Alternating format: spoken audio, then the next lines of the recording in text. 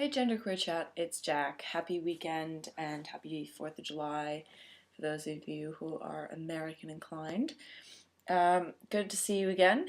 And this week's topic, as you know, is genderqueer and style, which I'm not a shining example of at the moment, as it's my day off, so I'm just kind of kicking back here. But it's something that I've thought a lot about and something that I'm interested in.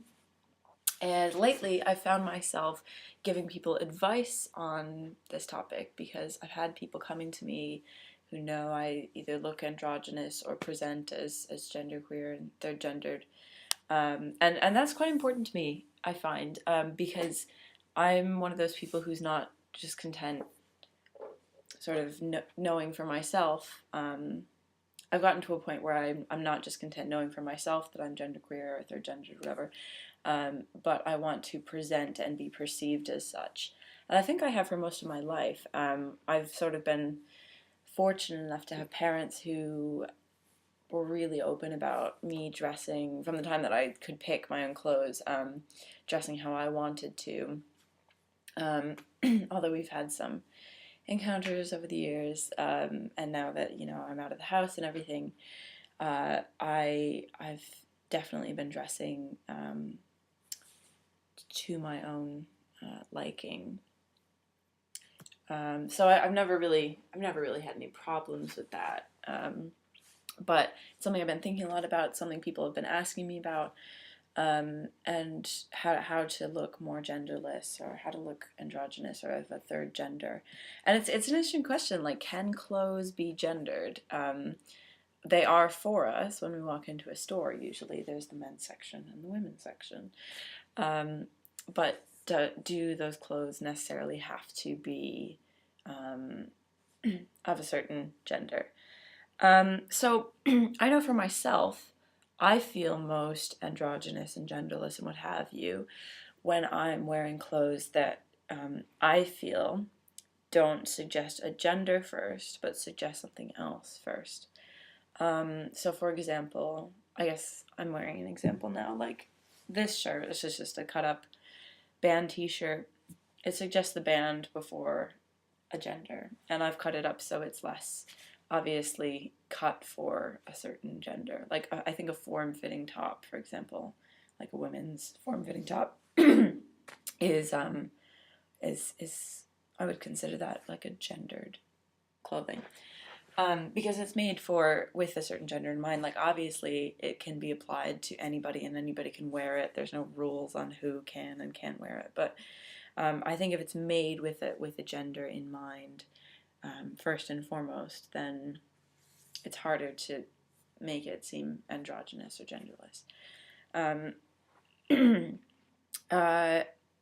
And another example might be clothes that suggest a certain era before a gender. So I buy a lot of stuff from like consignment stores, thrift shops, that kind of thing. Partially because I'm a history nerd. It sounded like I was about to say hipster. Hopefully not true. But I'm a history nerd, so I like the stories behind the clothes, and I like the idea of wearing something somebody else has worn before, as long as it's been washed. And it's cool because, if I wear like a shirt or a blouse or something from the 60s, their ideas of what was masculine and feminine have changed, even over the past 50 years. And the 60s was 50 years ago. I say that as though I was alive back then. But if I wear something from that era, that people look at that and say, oh, the 60s, before they think, oh, that's really cute or that's really handsome. You know what I mean? So I try to wear that kind of thing. Like yesterday to work, I was bartending all day yesterday, and I was wearing like a sort of a ruffled Elizabethan shirt, and then some suspenders, and then like some trousers, 20s style. And I thought, I I didn't necessarily think that it was masculine or feminine attire, but I thought it worked for me, because people looked at that and they thought of a different era first, or they thought it was an unusual combination first, and before they thought associated it with one gender or another. And actually, I had people sirring and mamming me yesterday at work, and I was like, all right. So what else? Yeah, I think for myself, I like to wear stuff that not necessarily that blends genders. And this is me, because that's how I identify as well. I don't like to blend male and female so much as present as a third gender entirely. So I like to dress in that way. I change things up a lot, but I found a lot of like the stuff that I wear formally is usually pretty theatrical, and a little bit outrageous and stuff. And I guess that would be like people like David Bowie. Not to compare myself to David Bowie because sacrilegious. But like David Bowie, he would dress really outrageously and in clothes that people hadn't seen before, and so that made him appear more androgynous. I think because it was like shock value before it was this is masculine or feminine. So yeah, I really like vintage stuff, as I said, because we've had changing ideas of gender over the years. One of my favorite pieces of clothing, I collect old coats, and one of my favorite pieces of clothing is like a kind of a black duster coat from 1860. It's the oldest piece of clothing I have, and it's really cool because it is kind of form-fitting. It kind of like at the waist.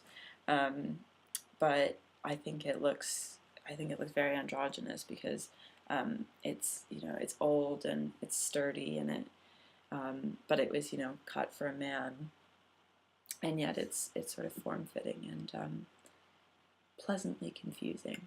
So I like that a great deal. What else? I have more things to say. Oh, hair, I suppose. Sorry, it's a mess again today. It's my day off. Give me a break. Yeah, I've found, I've done a lot of experimenting with hair, with varying degrees of success. Over the past few years, I've had some pretty crazy haircuts, and I think there may be some examples on my personal channel, but don't quote me on that. And don't go searching, because what I try to do with hair that I've found kind of works for me is that I think people look most androgynous and most gender ambiguous when they get a haircut of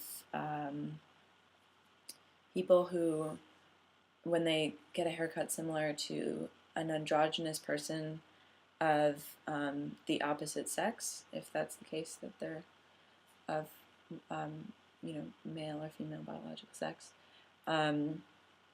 So, like for example, Patti Smith, the singer, used to get her hair cut like Keith Richards. She wouldn't get her hair cut like an androgynous female, because that would, I think there's like female androgynous kind of can translate to female, and male androgynous can translate on males to being masculine. But she got her hair cut like Keith Richards, who I think is a pretty androgynous male, and that I think made her look very genderless and gender weird. So I've done the Keith Richards hair. I did David Bowie hair for a while, because obviously I'm biologically female. And lately, though it's been growing out and crazy, I've tried to do David Tennant hair. You can see the profile a little bit, and that's been working out for me. So I like looking at androgynous people particularly of the opposite biological sex, and emulating them, because I think it, you know, Joe brought up the interesting point of, you know, what's the difference between trying to dress as, like, for somebody who's biologically female, what's the difference between trying to dress as male and being perceived as male versus, you know, being androgynous. And I think that in terms of hair, doing that kind of thing is pretty gender bendy, and is sufficiently gender bendy to make somebody seem really androgynous and gender free. So that made sense. So I'm gonna let you go, but I will see you next week. And yeah, cool topic. So I'll see you next week with something different. And as I said in my first video, I should be around for the next 2 or 3 weeks as Keenan is off for a little bit, taking a break. So see you then. Bye.